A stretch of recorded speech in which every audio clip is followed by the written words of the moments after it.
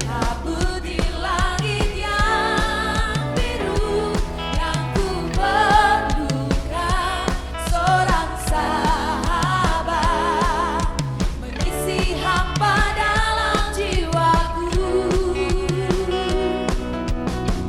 Ku rasa dingin di hati, ku bertanya kemanakah kasih yang ku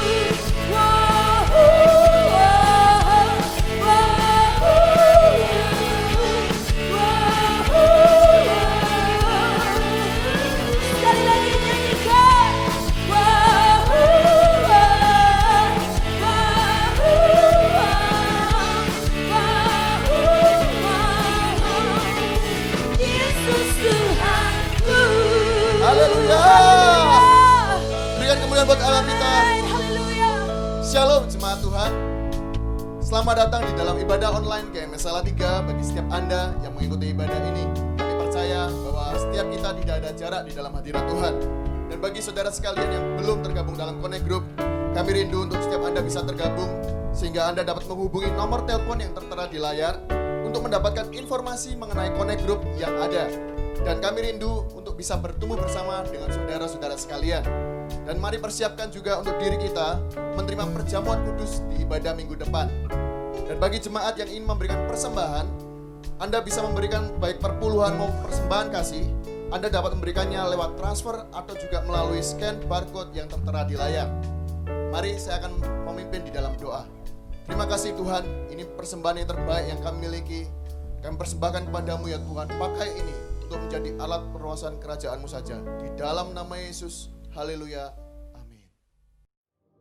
Jangan lupa klik tombol subscribe di YouTube untuk mengetahui update informasi seputar ibadah online, serta aktifkan lonceng pemberitahuan. Dan juga follow akun Instagram Gereja Lokal GMS Regional Jateng dan DIY untuk update informasi terbaru tentang ibadah, Connect Group, dan lain-lain.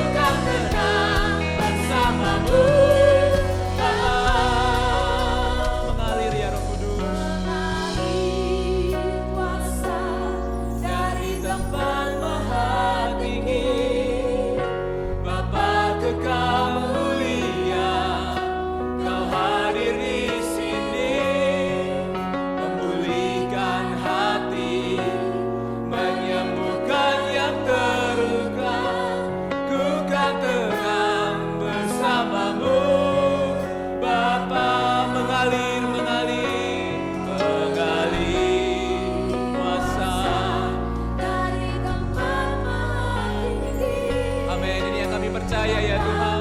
Kau mulia, Kau hadir di sini, memulihkan hati, menyembuhkan yang terluka. Ku kan tenang bersamamu, Bapa. Kami kan tenang bersama Engkau. bukan tenang bersamamu, Bapa. Kami kan tenang bersamamu Tuhan. Bukan tenang bersamamu, Bapa.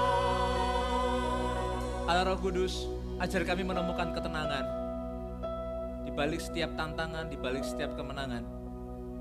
Kami mau tenang dalam hadirat-Mu. Kami mau percaya, kami mau menjadi murid-murid-Mu yang berjalan dalam ketaatan apapun kondisinya. Allah Roh Kudus, tuntun kami, perlengkapi kami. Biarkan kami berjalan dalam ketaatan.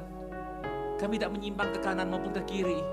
Kami percaya kepada tuntunan-Mu, tidak meragukannya sekalipun atau sedetik pun. Biar kami masuk dalam ruang Maha Kudus-Mu.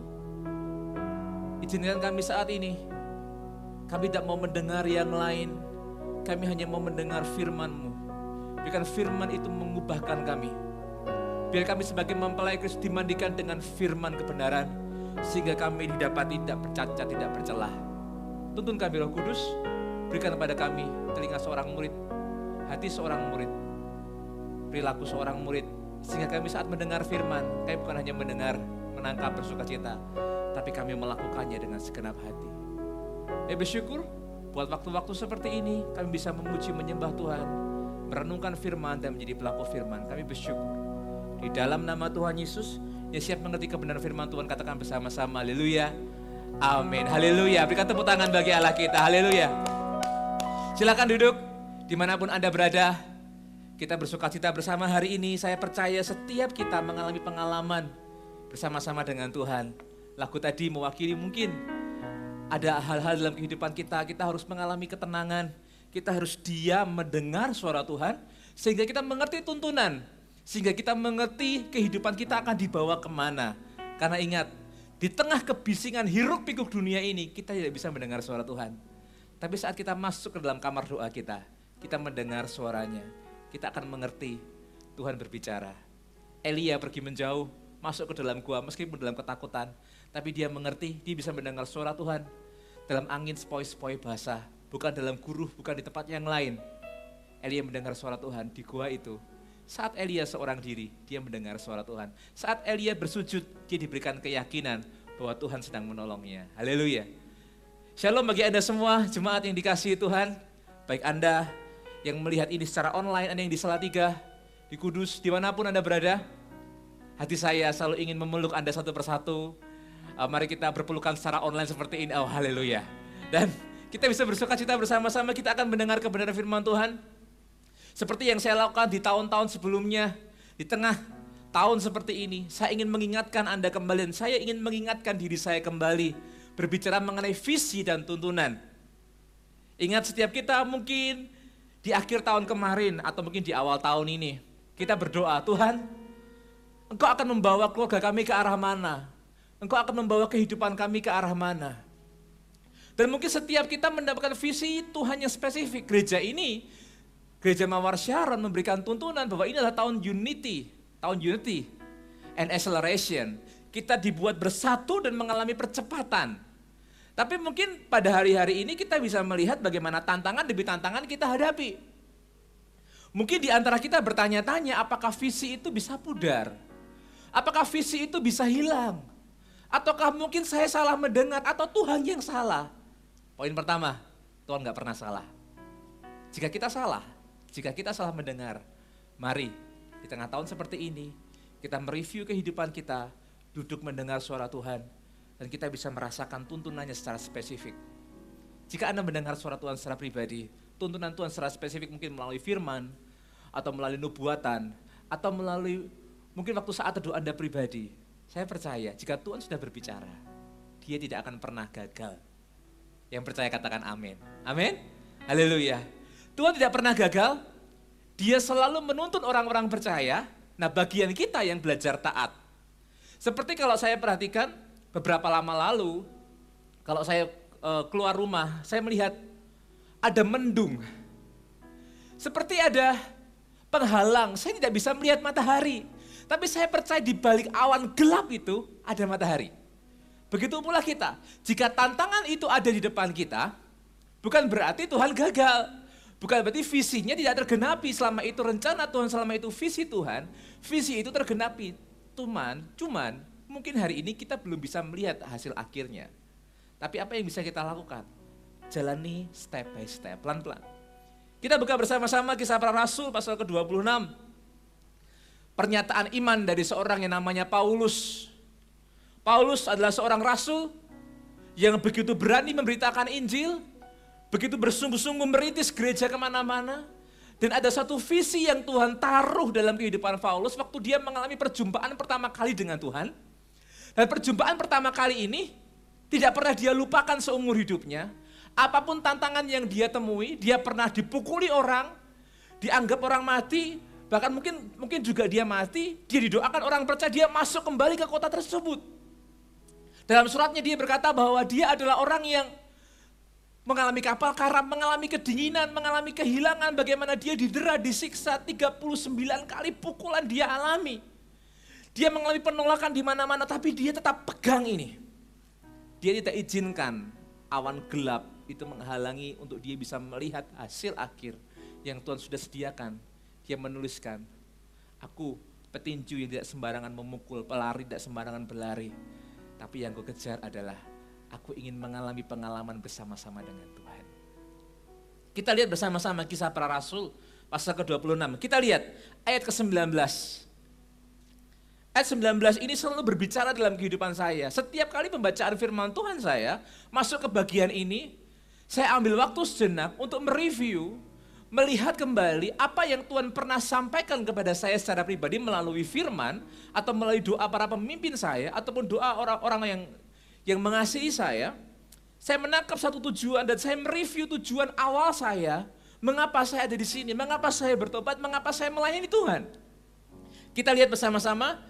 Kita baca ayat per ayat. Sebab itu ya Raja Agripa, kepada penglihatan yang dari surga itu,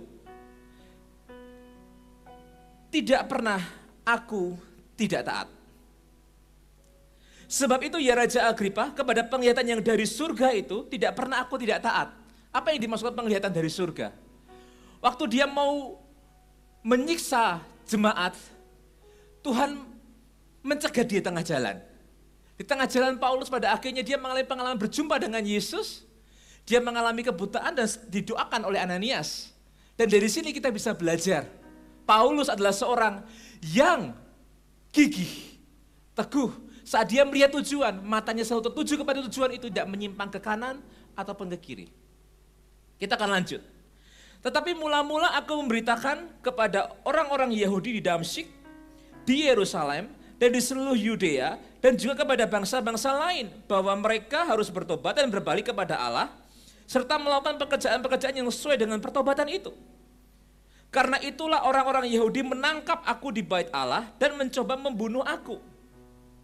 Tetapi oleh pertolongan Allah, aku dapat hidup sampai sekarang, dan memberi kesaksian kepada orang-orang kecil dan orang-orang besar. Dan apa yang kuberitakan itu tidak lain daripada yang sebelumnya telah diberitahukan oleh para nabi dan juga oleh Musa, yaitu bahwa Mesias harus menderita sengsara dan bahwa ia adalah yang pertama dan yang akan bangkit dari antara orang mati, dan bahwa ia akan memberitakan terang kepada bangsa ini dan juga kepada bangsa-bangsa lain. Tuhan memberikan sebuah visi kepada Paulus. Engkau akan kupanggil menjadi seorang rasul, utusan. Yang diutus bukan hanya kepada orang Yahudi, awalnya kepada orang-orang yang ada di sana. Kemana Paulus pergi, dia coba mencari pertama kali adalah orang Yahudi. Dan selanjutnya dia memberitakan Injil kepada orang-orang lain yang di luar Yahudi, di mana rasul-rasul yang lain tidak merambah ke sana. Ini sebuah visi yang Paulus pegang. Kemanapun dia pergi, tantangan seperti apapun yang dia hadapi, dia selalu tertuju kepada visi Tuhan yang diberikan kepadanya. Wow, kita bisa meneladani kegigihan seorang Paulus. Paulus adalah seorang rasul yang benar-benar tidak menyimpang dari panggilannya. Dia menjadi orang yang matanya selalu tertuju kepada Yesus. Bagaimana dengan kita? Paulus menghadapi tantangan, karam kapal, penyiksaan, kedinginan, kelaparan. Dia mencukupkan biayanya sendiri. Dia dihianati, ditinggalkan, dipojokkan, di penjara. Baik dalam penjara bawah tanah, baik dalam penjara rumah, dimanapun dia alami. Tetapi dia selalu tertuju kepada visi. Bahkan terakhir kali, di saat dia mengalami masa-masa akhir kehidupannya, saat dia tahu bahwa dia akan mati menjadi martir di Roma, dia masih menuliskan surat-surat iman kepada para jemaat di kota-kota masing-masing. Ini seorang Paulus, orang yang selalu memberitakan firman kemanapun dia pergi.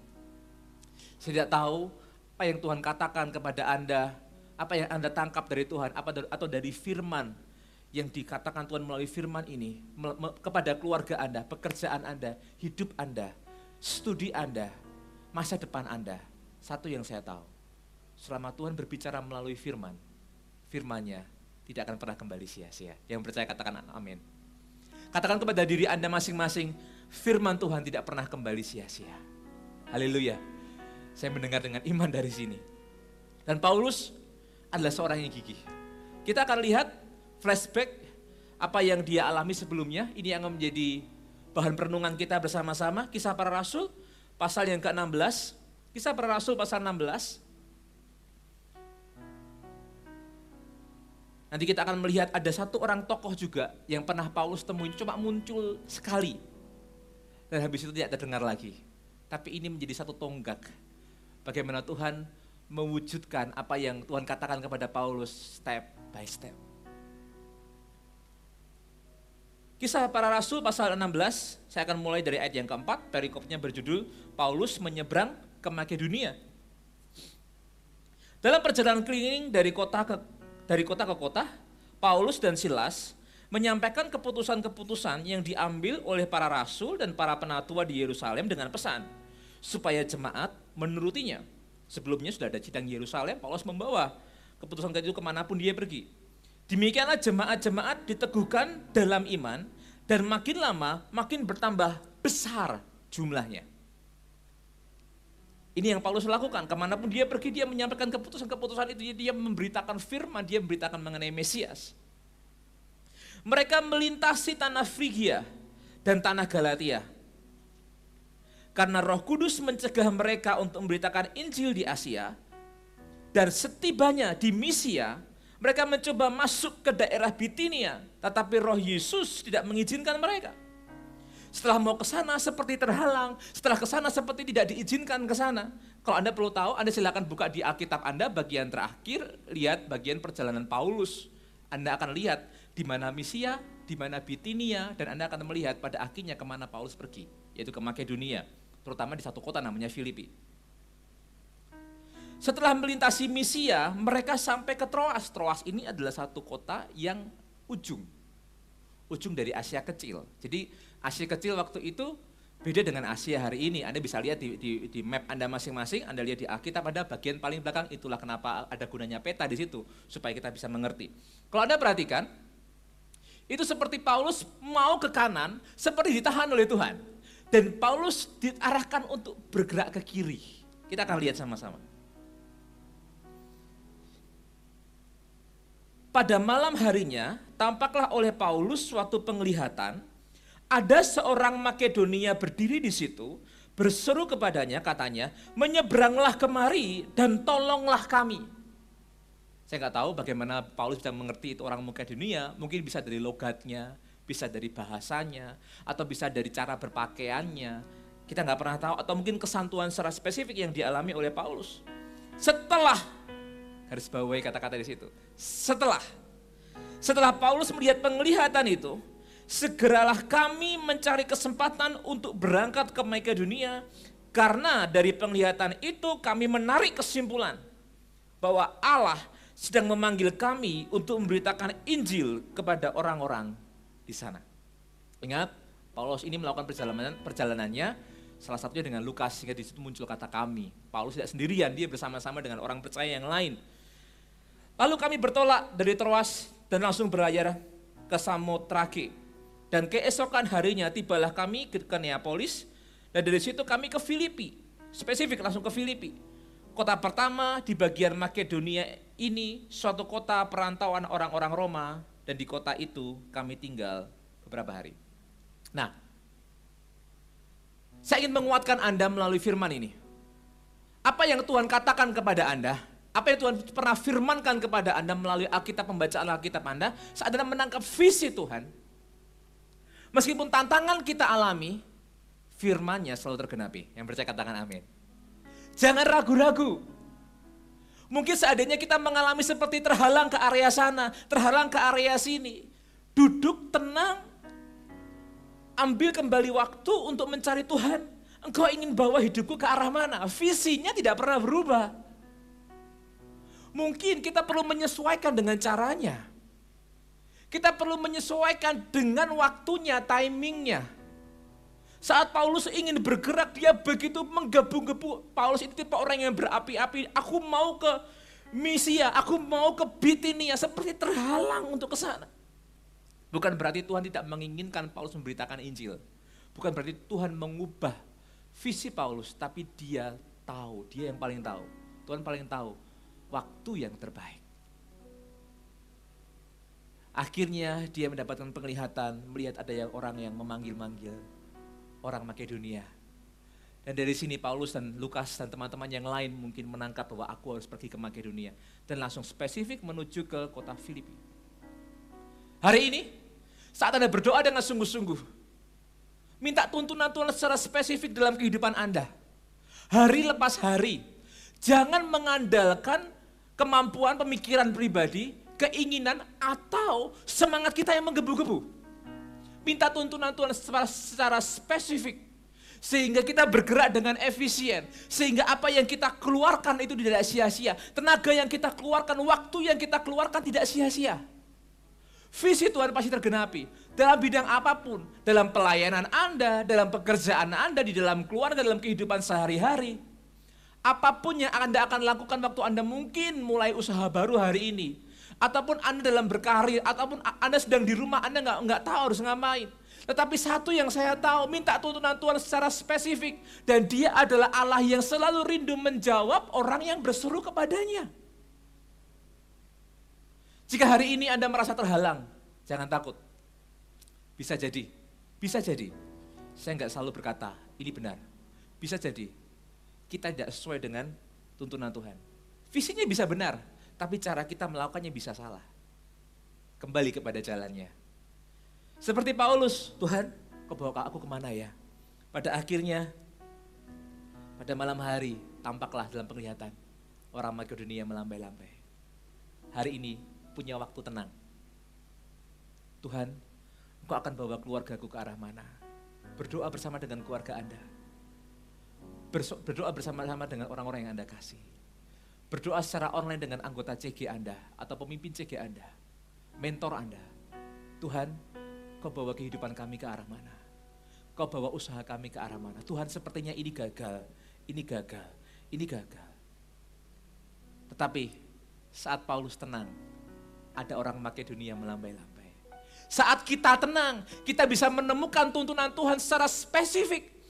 Spesifiknya Paulus adalah orang Makedonia. Dan spesifiknya dia menuju ke satu kota namanya Filipi. Paulus mulai masuk ke Eropa dan kita akan melihat bagaimana dia mulai memberitakan Injil. Dan ada satu orang Eropa pertama yang bertobat. Namanya Lydia. Tuhan tidak menginginkan Paulus ke Asia kecil. Tuhan masih menginginkan Paulus memberitakan Injil. Tapi bukan ke Asia kecil. Tapi ke sisi yang lain, berseberangan. Bukan ke arah timur, tapi ke arah barat. Kalau Anda lihat di peta di situ. Kita mungkin juga punya pengalaman yang sama. Selama ini, kalau aku nggak bisa, aku lakukan ini. Bukan. Tuhan, rencana Tuhan bukan rancangan kita. Jalannya di atas jalan kita. Mari ambil waktu tenang. Tuhan, tuntun aku secara spesifik. Aku percaya rencanamu pasti tergenapi. Tapi mungkin saat ini aku salah jalan. Kembalikan aku kepada jalanmu. Kembalikan aku ke jalan yang benar. Selanjutnya, pada hari Sabat, kami keluar pintu gerbang kota.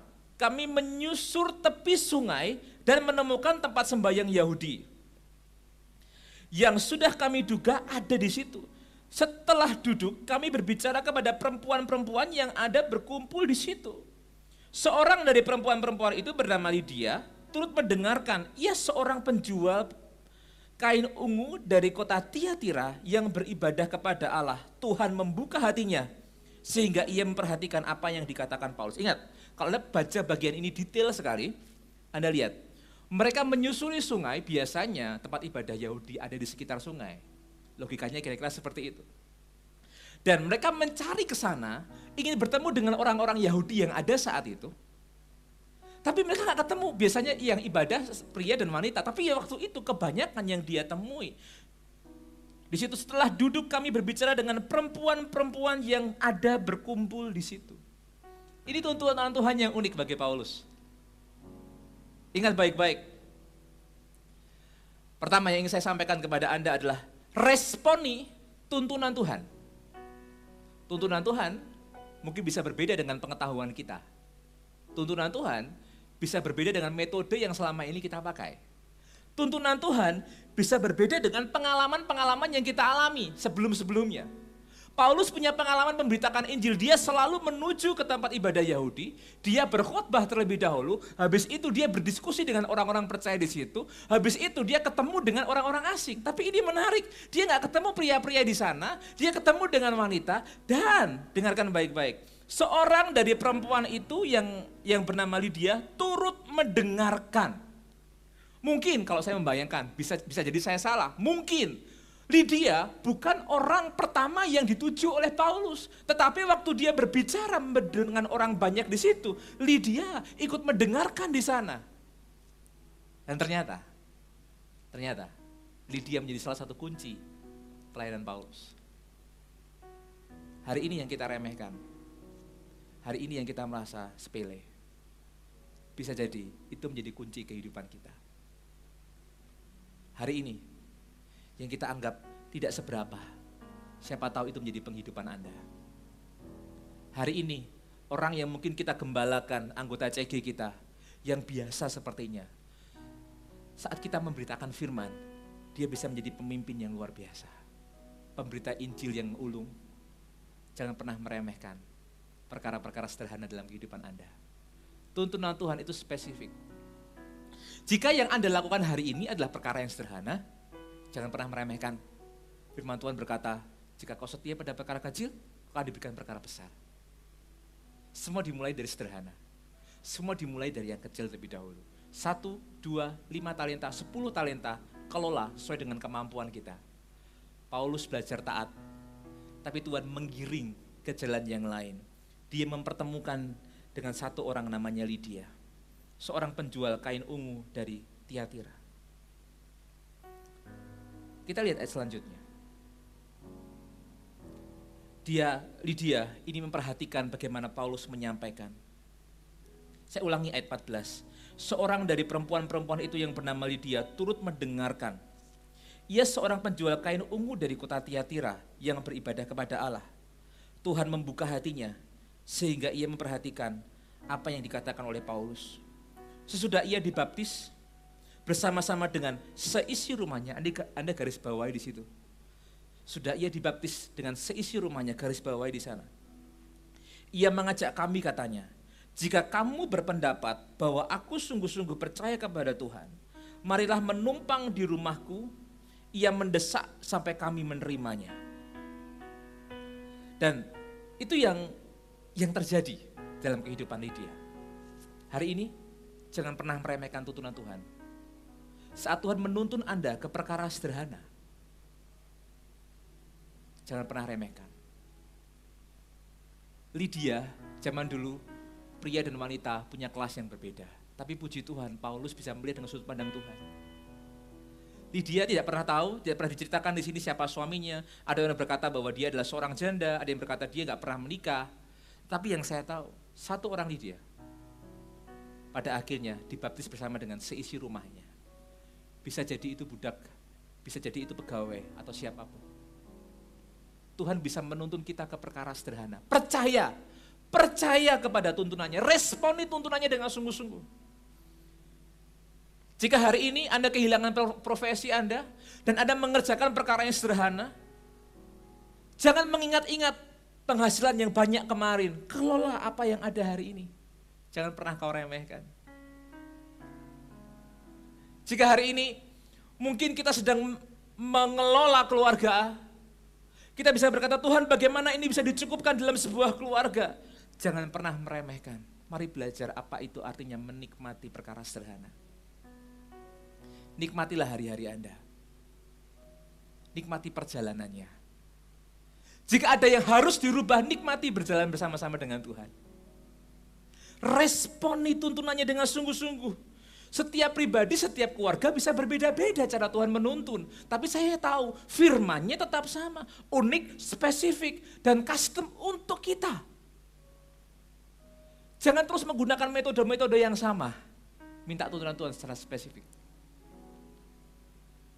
Hari ini, jika Tuhan berikan perkara sederhana, mungkin dia nggak tahu, ternyata Lydia ini ternyata seorang yang berpengaruh, dia penjual kain ungu. Kain ungu waktu itu adalah satu kain yang cukup mahal harganya. Butuh bahan-bahan khusus supaya kain ungu bisa dibuat beda dengan kondisi kita hari ini. Dan dari satu Lydia dikatakan, dia dibaptis dengan seisi rumahnya. Wow. Dari satu bisa menjadi banyak. Jangan pernah meremehkan satu dalam hidup Anda. Jangan pernah meremehkan pekerjaan Anda hari ini. Jangan pernah meremehkan orang tua Anda hari ini. Jangan pernah meremehkan jalan yang terbuka hari ini. Penghasilan yang Anda dapat mungkin sedikit. Tapi sedikit disertai rasa cukup, itu luar biasa. Responi tuntunannya. Dan Paulus setelah selanjutnya dia ada di situ, Lydia menjadi tempat di mana dia bisa bernaung. Di mana dia bisa melihat Tuhan memakai dia kepada bangsa-bangsa. Lydia menjadi orang pertama yang dia temui di Eropa. Dia memberitakan Injil ke sana. Dari satu Lydia, seluruh keluarganya, seisi rumahnya diselamatkan. Tapi jangan berhenti di situ berbicara mengenai visi. Visi tidak asik kalau nggak ada tantangannya. Selanjutnya kita akan langsung. Pada suatu kali kami pergi ke tempat sembahyang itu. Yang tadi dia datang. Kami bertemu dengan seorang hamba perempuan yang mempunyai roh tenung. Dengan tenungannya, tuan-tuannya memperoleh penghasilan besar. Ia mengikuti Paulus dan kami dari belakang sambil berseru, katanya, orang-orang ini adalah hamba Allah yang maha tinggi. Mereka memberitakan kepadamu jalan kepada keselamatan. Ini yang dia katakan terus menerus. Hal itu dilakukannya beberapa hari lamanya. Ketika Paulus tidak tahan lagi akan gangguan itu, Anda bisa garis bawahi di area gangguan di sana. Orang ini memberikan pujian loh. Orang ini memberikan referensi. Orang ini memberikan rekomendasi. Kalau seandainya hari-hari ini mungkin saya sedang makan di tempat ini saya update. Enak, mantap rasanya. Tapi saya malah dimarahi sama yang punya tempat makan. Enggak usah rekomendasikan saya. Paulus berkata seperti ini, demi nama Yesus Kristus yang aku menyuruh engkau keluar dari perempuan ini, seketika itu juga keluarlah roh jahat itu. Yang kedua, antisipasi tantangan. Tadi kan berkata responi tuntunan, yang kedua antisipasi tantangan. Dalam setiap visi selalu ada tantangan. Dalam setiap pertandingan selalu ada bayar harga, selalu ada tantangannya. Paulus pernah berkata, aku petinju yang tidak sembarangan memukul. Dia berbicara dalam konteks saat itu, orang ada pertandingan, olimpiade dan semuanya. Aku pelari yang gak sembarangan berlari, aku fokus kepada tujuan. Begitu pula kita, antisipasi tantangan yang kita temui. Bisa jadi, saya gak berkata semuanya benar, bisa jadi. Hari ini yang kita rasa bahwa, oh ini kelihatannya peluang yang bagus. Bisa jadi. Itu adalah jalan yang salah. Paulus dengan berani berkata, pergi roh jahat. Demi nama Yesus, aku menyuruh engkau keluar dari perempuan ini. Padahal itu adalah orang yang merekomendasikan dia. Antisipasi tantangan.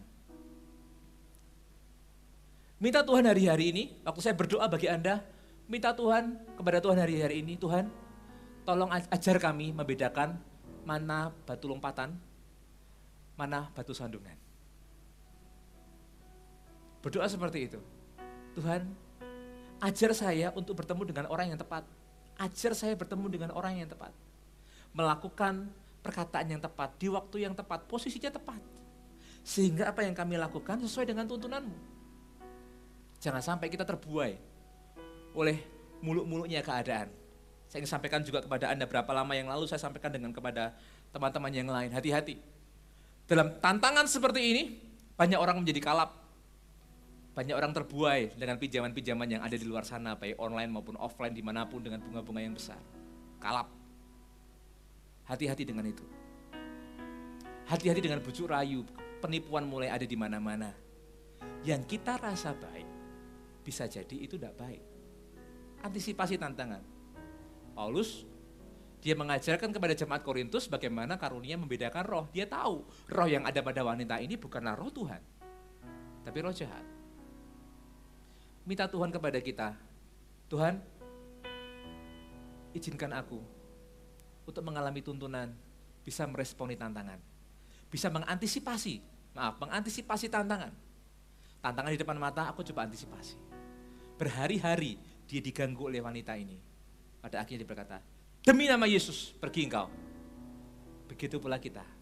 Antisipasi tantangan. Bagaimana cara mengantisipasi tantangan? Jika Anda mulai berusaha, kalkulasi sungguh-sungguh. Jika Anda mulai membangun hubungan, jangan terbuai hanya pada manisnya saja. Izinkan semuanya terbuka dengan gamblang. Sehingga kita bisa mengerti orang itu bagaimana. Contoh sedikit.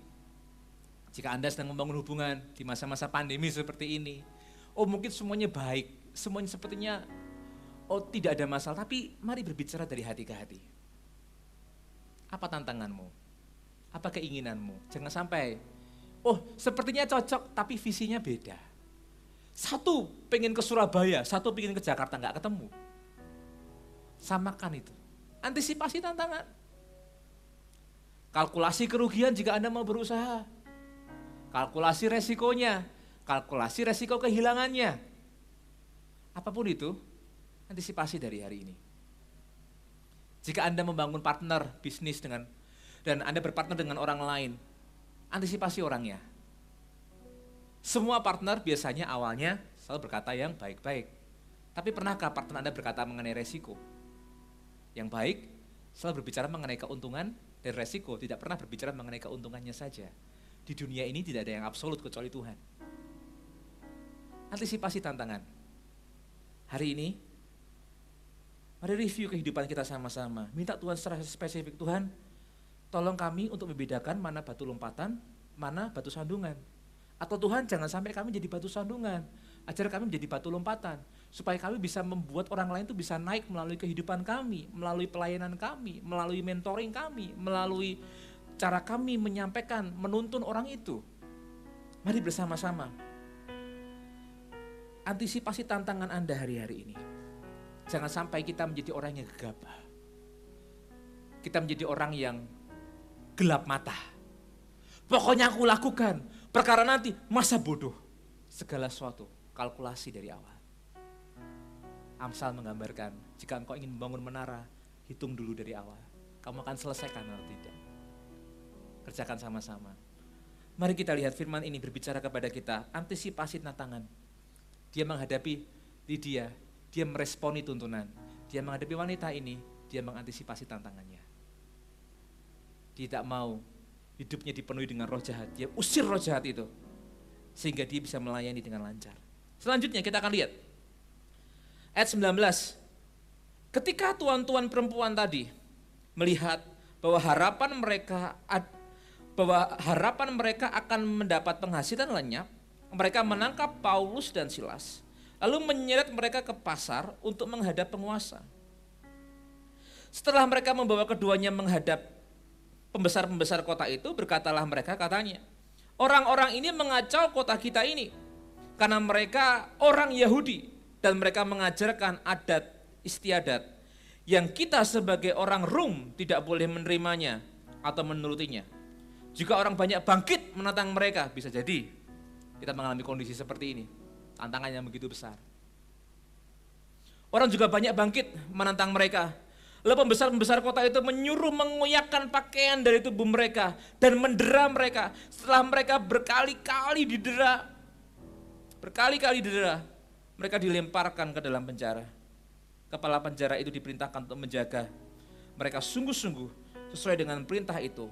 Kepala penjara memasukkan mereka ke ruang penjara, ke dungeon yang paling tengah, membelenggu kaki mereka dalam pasungan yang kuat. Kondisi yang tidak mudah bagi mereka. Tapi kira-kira tengah malam, Paulus dan Silas berdoa dan menyanyikan puji-pujian kepada Allah. Dan orang hukuman lain mendengar mereka. Kemanapun dia pergi, dia tetap memuji muliakan nama Tuhan. Saya nggak tahu bagaimana orang mendera pada saat itu. Mungkin tubuhnya dilukai, mukanya dilukai, pipinya dipukul. Nggak tahu pakai balok atau pakai apapun. Tapi tengah malam, Paulus dan Silas berdoa dan menyanyikan pujian kepada Allah. Yang ketiga, nikmati perjalanan bersama-sama dengan Tuhan. Paulus dan Silas tahu artinya menikmati berjalan bersama dengan Tuhan. Dalam suratnya Paulus menulis, tantangan aku temui, karam kapal aku temui, kesakitan aku temui, kedinginan aku temui. Tapi dia di dalam suratnya yang lain berkata, bersukacitalah, aku katakan sekali lagi, bersukacitalah. Paulus dan Silas benar-benar bisa menikmati perjalanan bersama-sama dengan Tuhan. Nikmati journey Anda bersama dengan Tuhan, terutama juga di tahun ini. Tahun yang dipenuhi dengan tantangan, tetapi nikmati perjalanannya. Kita tidak akan pernah bisa bersukacita jika kita tidak melewati dan menikmati perjalanan itu. Paulus malam hari, mungkin dengan kesakatan di mana-mana, dia tetap memuji muliakan nama Tuhan. Saya nggak tahu apa yang dia nyanyikan. Tadi kita menyanyikan lagu, mengalir kuasa dari tempat maha tinggi. Bapa kekal mulia, Kau hadir di sini. Di sini mungkin kalau kita Paulus, dalam hatiku, juga dalam ruangan dungeon ini, dalam penjara ini. Dan juga biarkan pujianku ini didengar sehingga menjamah orang-orang yang ada di sana. Dia ditaruh di paling tengah, paling tidak bisa lolos. Dipasung dengan pasungan yang paling kuat. Mungkin orang-orang di penjara melihat, mungkin ya orang ini itu dosanya besar. Mungkin orang ini masalahnya besar, pelanggarannya besar. Tapi mereka melihat, loh, orang yang sudah didera, dipasung dengan begitu kuat, masih bisa memuji.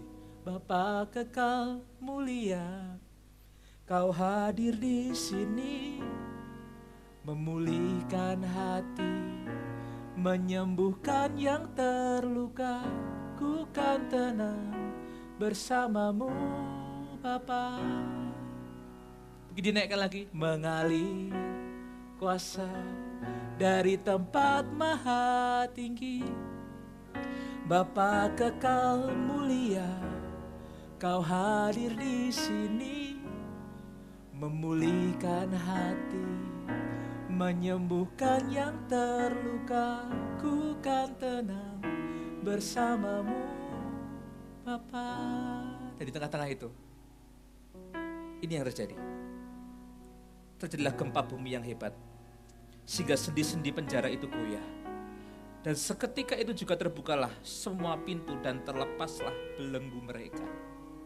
Kalau saya jadi orang ini, saya salah satu mungkin orang yang pertama kali lari. Hore aku bebas, hore aku merdeka. Tidak lagi terbaca, terima kasih Tuhan buat mujizatmu. Kita lihat orang ini benar-benar berbeda, dia benar-benar bisa enjoy.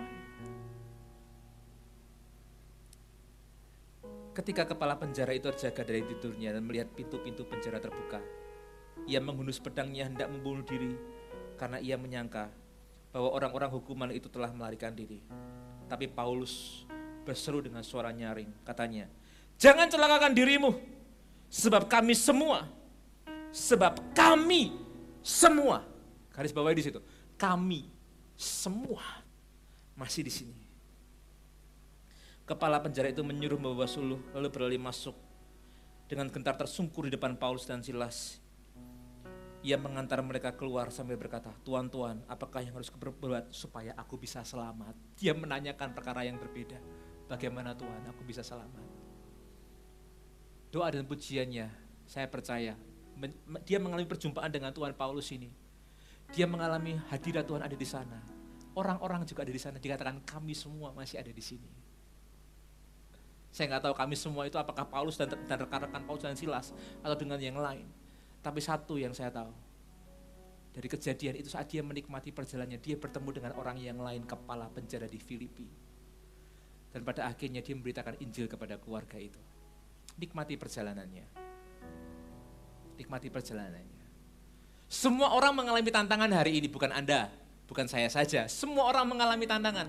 Mari kita menikmati setiap perjalanannya. Pak, bagaimana saya bisa menikmati? Saya di PHK, saya mengalami tantangan dalam usaha saya, keluarga saya nggak tahu apa yang harus terjadi ke depan. Mungkin Anda adalah seorang ibu atau seorang orang tua, anak-anak di luar kota. Anda nggak tahu bagaimana aku bingung dengan kondisi mereka, aku nggak bisa ketemu dengan mereka. Satu yang saya percaya, saat tangan kita nggak bisa menjamah, tangan Tuhan bisa menjamah. Saat kita tidak bisa memeluk mereka, doa-doa syafaat kita bisa memeluk mereka. Nikmati perjalanannya. Jika hari ini pun apa yang Anda lakukan mengalami tantangan, enjoy perjalanannya. Kita punya namanya MSC, My Spiritual Journey. Tuhan berkata, engkau akan selalu naik dan bukan turun, menjadi kepala dan bukan ekor. Tetapi bukan berarti selalu naiknya adalah seperti kita tarik garis lurus dari bawah ke atas. Tapi kita tidak akan pernah kembali ke titik awal jika kita mau berjalan bersama dengan Tuhan. Bisa jadi kita punya tantangan, tapi tantangan itu gak akan pernah membuat kita kembali ke titik awal. Tantangan itu seperti suatu tantangannya akan membuat kita semakin naik. Jika Anda mau melompat, jika Anda pemain basket, Anda gak mungkin melompat dari posisi berdiri langsung melompat. Posisi yang paling tinggi untuk kita bisa melompat saat kita bisa jongkok dan melompat. Pastor Philip sampaikan, ini akan menjadi setback for set up. Gunakan waktu-waktu ini, nikmati. Anda bisa bersama dengan keluarga Anda, bersekutu berdoa bersama-sama.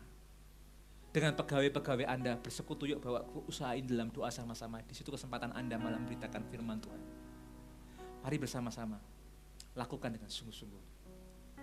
Bersama dengan orang percaya, dengan CG Anda, berdoa bersama-sama. Jika ada keluarga yang punya tantangan, berdoa bagi mereka. Jika ada anggota punya tantangan, berdoa bagi mereka. Enjoy. Jangan penuhi diri Anda dengan keluhan-keluhan. Bangsa Israel, bayangkan bangsa Israel. Mereka mengalami bantuan langsung tunai. Mana setiap hari. Jatuh gedebuk, pasti bunyinya bukan gedebuk. Karena itu kecil-kecil. Tapi dia mengalami bantuan langsung tunai di depan kemah mereka. Mereka tinggal pungut, tapi mereka masih ngomel. Dapat burung puyuh, makan daging, dimakan sebanyak-banyaknya. Dan mereka setelah itu masih ngomel.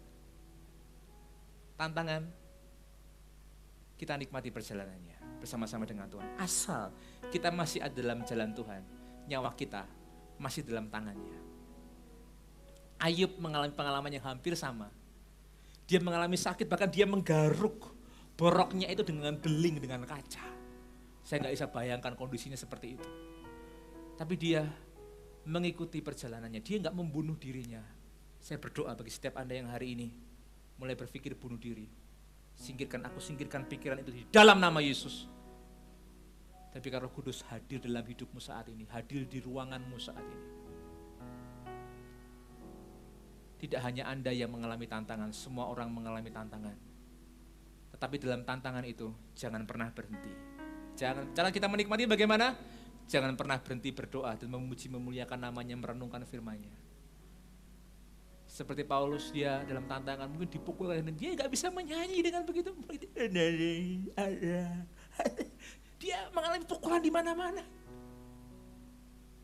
Coba deh sekali-sekali, tapi janganlah ya. Minta anggota CG Anda dipukulikan pasti gak mungkin ya. Dan kita bengap di mana, di situ kita mulai nyanyi, mengalir kuasa, sakit semua. Tapi Paulus mengambil keputusan untuk memuji Tuhan. Nikmatilah perjalanan visi Anda dengan cara bagaimana bergandengan tangan dengan orang-orang percaya, sembah Dia, ikuti firman-Nya. Tadi saya sampaikan beberapa hal spesifik, responi tuntunan Tuhan. Antisipasi tantangan, nikmati perjalanan bersama-sama dengan Tuhan. Saya jadi teringat satu lagu lama, jalan serta Yesus, jalan sertanya setiap hari, jalan dalam suka, jalan dalam duka, jalan sertanya setiap hari. Mari bersama-sama nikmati perjalanan bersama-sama dengan Tuhan. Saya akan tutup dengan ini. Iblis tidak bisa mengambil nyawa Anda. Hanya Tuhan yang bisa. Selama nyawa kita belum diserahkan kepada Dia, mari kita lakukan visi Tuhan, sehingga visinya dalam kehidupan kita tergenapi. Mari bersama-sama datang ke hadirat-Nya. Responi tuntunan, antisipasi tantangan, nikmati perjalanan bersama-sama dengan Tuhan. Jika hari ini Anda gundah gulana gelisah, hari ini, mari bersama-sama datang ke hadirat-Nya. Mari naikkan pujian ini bersama-sama, alami waktu-waktu tenang di hadirat Allah, sehingga kita bisa mendengar suaranya. Kami datang ke hadirat-Mu ya Tuhan. Ini kami datang. Seruan hatiku. Ambil waktu tenang, lalu lupakan kanan kiri. Datang kepadanya saat ini.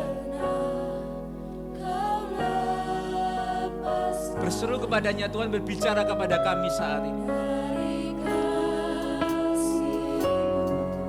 Haleluya, haleluya. Lewat lembah gelap,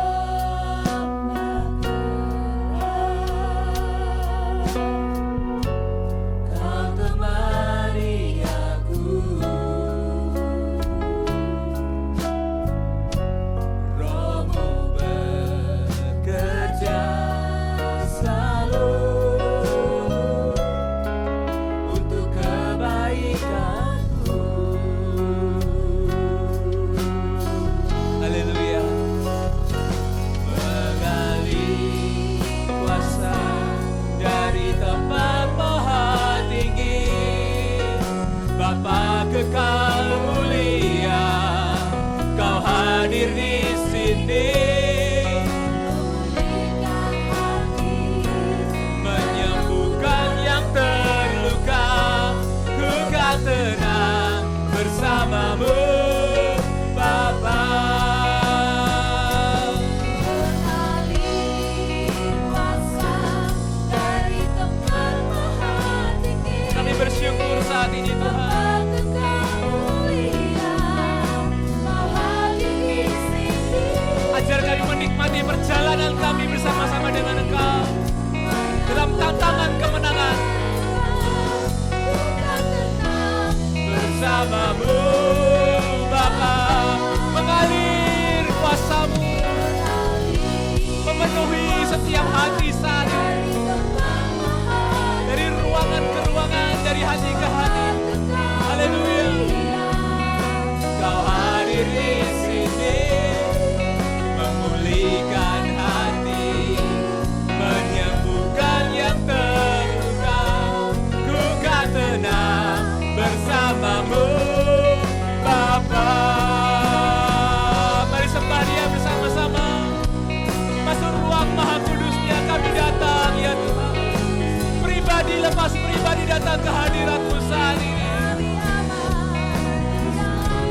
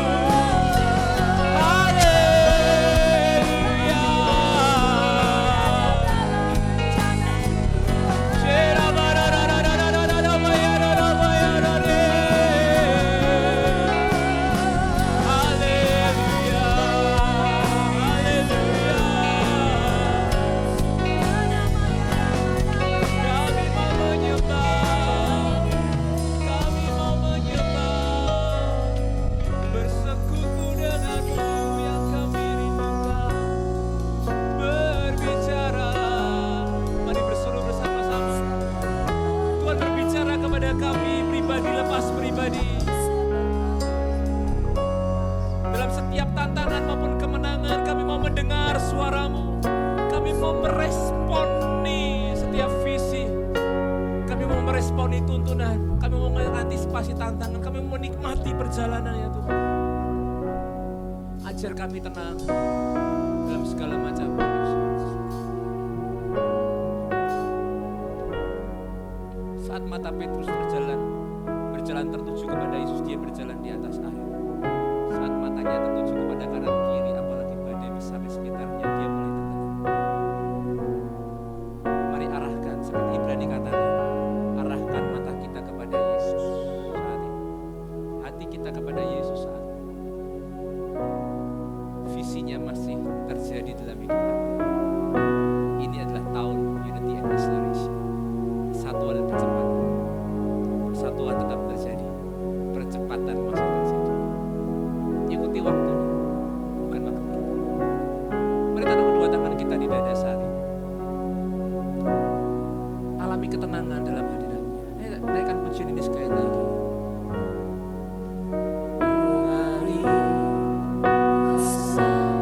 Dari tempat maha tinggi, Bapa kekal mulia, Kau hadir di sini, memulihkan hati, menyembuhkan yang terluka. Ku kan tenang bersamamu, Bapa. Mengalir kuasa dari tempat maha tinggi, Bapa kekal mulia, Kau hadir di sini, memulihkan hati, menyembuhkan yang terluka. Ku kan tenang bersamamu, Bapa. Saya ingin berdoa bagi para orang tua waktu kita menyembah tadi, tiba-tiba diingatkan. Adik-adik, Anda yang khawatir mengenai anak-anak Anda yang tidak bersama dengan Anda hari ini. Mungkin itu di luar kota, di luar negeri, saya nggak tahu. Tapi dua kekhawatiran yang Anda alami. Satu, mengenai pasangan hidup mereka. Yang kedua, mengenai perekonomian mereka. Saat tangan kita tidak bisa menjamah, pikiran kita tidak bisa sampai, Dia adalah Allah yang selalu membuka jalan. Jika itu Anda, taruh kedua tanganmu di dada. Saya ingin berdoa dari tempat ini, Tuhan. Taruh damai sejahtera bagi para orang tua ini. Biarkan air matanya tercurah melalui syafaat, bukan hanya kepada anak-anaknya, tapi juga kepada orang-orang di sekitarnya. Di dalam nama Yesus, jadikan orang tua ini jadi para pendoa syafaat.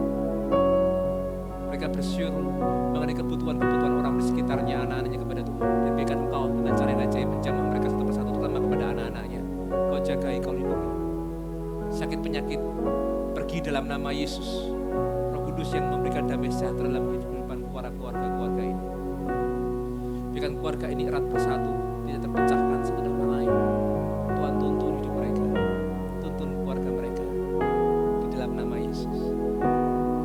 Kedua, saya ingin berdoa bagi Anda yang hari ini putus asa itu selalu muncul dalam pikiran Anda. Entah itu pikiran bunuh diri, atau Anda merasa Anda gak berdaya, kehilangan pekerjaan, kehilangan kekuatan, ataupun Anda sedang sakit hari ini, ataupun Anda mendengar berita di mana-mana, Anda melihat keputusasaan itu muncul dalam diri Anda. Satu yang saya tahu, ketenangan kita bukan karena keadaan, ketenangan kita karena Allah. Dia adalah Alfa dan Omega. Dia adalah Allah yang bersama-sama dengan kita. Dia adalah Allah yang menuntun kehidupan Anda. Taruh kedua tanganmu di dada jika itu Anda. Jika pikiran itu mulai muncul, taruh satu di dada, taruh satu di kepala. Tuhan, aku berdoa bagi rekan-rekan kami ini, biarkan damai sejahtera Tuhan ada pada hidup mereka. Bukan karena berita, bukan karena yang lain, bukan karena ekonomi. Tuhan, aku berdoa saat ini, bukan hanya damai sejahtera yang mereka berikan, taruh karya dalam hidup mereka. Jika mereka yang kehilangan pekerjaan, Tuhan, aku berdoa supaya mereka bisa menciptakan lapangan pekerjaan, bukan hanya menemukan pekerjaan, tapi mereka menciptakan. Kau adalah pribadi yang kreatif. Kau menyembah Allah yang kreatif. Kau akan dipakai Tuhan untuk menciptakan pekerjaan-pekerjaan yang baru. Jika yang dalam sakit penyakit, Tuhan aku perkatakan kesembuhan di dalam nama Yesus. Hidup mereka dalam kontrol. Aku perkatakan kesembuhan di dalam nama Yesus. Jika yang mereka derita itu adalah COVID-19 sekalipun, aku perkatakan kesembuhan di dalam nama Yesus. Masih ada harapan di dalam hadirat Tuhan. Arahkan hati kita kepada-Nya. Berikan tuntunan itu spesifik ada di hadirat. Aku berdoa bagi rekan-rekan kami ini, berdoa supaya hidup mereka selalu dalam kontrol. Dan terakhir ingin saya berdoa bagi Anda yang ada spesifik, baik Anda maupun keluarga Anda, ataupun kenalan Anda, jika mereka nggak melihat tayangan ini, Anda bisa berikan tayangan ini kepada mereka. Atau Anda bisa berdoa bersama-sama bagi mereka. Mari taruh kedua tangan kita di dada, saya ingin berdoa bagi Anda. Tuhan, aku berdoa menghadapi setiap sakit penyakit di dalam nama Yesus. Aku minta kesembuhan ilahi dalam hidup mereka saat ini, Tuhan, aku berdoa. Dan juga kesehatan ilahi setelah itu. Sehingga mereka menjadi orang yang tahan, punya stamina yang prima, daya tahan tubuh yang prima. Tuhan, aku berdoa, apapun sakit penyakitnya, biarkan Engkau menjamah tangan mereka ya Tuhan. Engkau menjamah tangan mereka satu persatu, kesembuhan mengalir dari pribadi ke pribadi, dari ruangan ke ruangan. Jika toh mereka yang melihat ini ada di rumah sakit sekalipun, aku perkatakan kesembuhan di dalam nama Yesus. Dan juga yang terakhir Tuhan, berdoa bagi rekan-rekan kami yang berada di garis depan, baik itu kami ataupun keluarga kami. Aku berdoa di dalam nama Yesus, berikan kepada mereka kesehatan ilahi, sehingga mereka mengalami apa yang dijanjikan melalui firman, maka racun maut pun tidak akan mengalahkan mereka. Bukan karena gegabah, tapi karena mereka bekerja sesuai dengan tuntunan Tuhan. Rapi di dalam nama Yesus, hidup mereka dalam kontrol-Mu Tuhan. Mereka dimiliki damai sejahtera. Para perawat, para dokter, para yang membersihkan sekalipun Tuhan, aku percaya yang di garis depan ini, mereka menjadi orang yang berjuang demi nama Tuhan. Kami semua juga belajar taat sesuai dengan ajaran pemerintah. Menaikkan pujian ini bersama-sama sekali lagi. Mengalir kuasa dari tempat maha tinggi, Bapa kekal mulia, Kau hadir di sini, memulihkan hati, menyembuhkan yang terluka. Ku kan tenang bersamamu, Bapa. Mari angkat kedua tangan kita tinggi-tinggi, mengalir kuasa-Mu ya Tuhan. dari tempat maha Dari hati ke hati, dari keluarga ke keluarga, dari pribadi ke pribadi, dari ruangan ke ruangan. Kau hadir di Kuasa-Mu ada di setiap tempat saat ini. Haleluya. hati, Menyembuhkan yang terluka, ku kan tenang bersamamu, Bapa. Sekali lagi serukan bersama-sama mengalir. mengalir kuasa dari tempat maha tinggi, Bapa kekal mulia, Kau hadir di sini, memulihkan hati, menyembuhkan yang terluka. Ku kan tenang bersamamu, Bapa. Serukan bersama-sama, kami tenang bersamamu, Bapa. Ku kan tenang bersamamu, Bapa. Berikan tepuk tangan sorak-sorai bagi Allah kita. Haleluya. Engkaulah Raja kami, Engkaulah Tuhan kami. Engkau adalah Allah Alfa dan Omega. Engkau menuntun kami sampai kepada Maranatha, Engkau menjemput kami. Mari kita angkat kedua tangan kita, arahkan pandangan ke atas. Terimalah berkat Tuhan. Pulanglah dengan damai sejahtera. Kemanapun juga engkau akan pergi. Baik engkau setelah ini akan beraktivitas, ataupun ada yang masih bekerja. Baik engkau yang tinggal di rumah. Tuhan, aku berdoa dalam nama Yesus. Apapun tanggung jawab mereka, biarkan mereka menjadi orang yang sesuai dengan tuntunan Tuhan. Biarkan mereka mengalami pengalaman bersama-sama dengan Tuhan. Biarkan Kau menuntun kehidupan mereka selalu naik bukan turun, jadi kepala bukan ekor. Jadikan mereka menjadi orang yang penurut-penurut Allah. Mereka menghargai pemerintah. Mereka menghargai waktu demi waktu. Tuhan, urapi hidup mereka. Dengan berkat dari Allah Bapa mengalir kepada kepada mereka satu persatu. Hidup mereka diberkatilah Engkau pada masuk, diberkatilah Engkau pada waktu Tuhan. Diberkatilah buah tangan-Mu, sehingga Engkau akan melihat bahwa Tuhan bekerja melalui kehidupan. Terimalah berkat ini dalam damai sejahtera, dalam nama Bapa, Putra, dan Roh Kudus. Terimalah dengan damai sejahtera. Di dalam nama Yesus mari katakan bersama-sama, haleluya. Amin. Berikan tepuk tangan bagi Allah kita. Selamat hari Minggu, Tuhan Yesus memberkati.